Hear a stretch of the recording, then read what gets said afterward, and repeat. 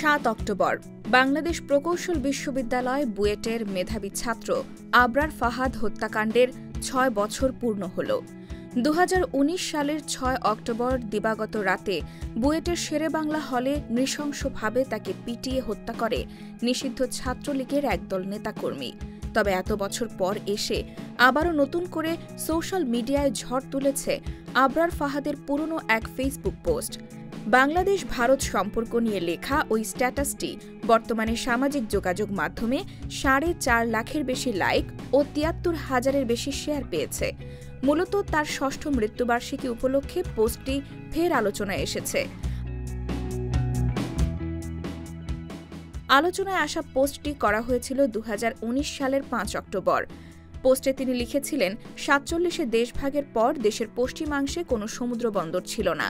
তৎকালীন সরকার ৬ মাসের মধ্যে কলকাতা বন্দর ব্যবহারের জন্য ভারতের কাছে অনুরোধ করল, কিন্তু দাদারা নিজেদের রাস্তা নিজেদের মাপার পরামর্শ দিয়েছিল। বাধ্য হয়ে দুর্ভিক্ষ দমনে উদ্বোধনের আগেই মংলা বন্দর খুলে দেওয়া হয়েছিল। ভাগ্যের নির্মম পরিহাসে আজ ইন্ডিয়াকে সে মংলা বন্দর ব্যবহারের জন্য হাত পাততে হচ্ছে।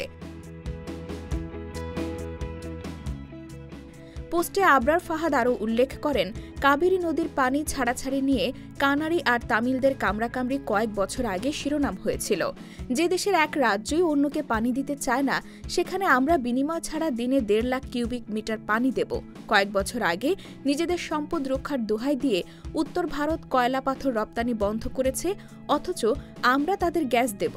যেখানে গ্যাসের অভাবে নিজেদের কারখানা বন্ধ করা লাগে, সেখানে নিজের সম্পদ দিয়ে বন্ধুর বাতি জ্বালাব।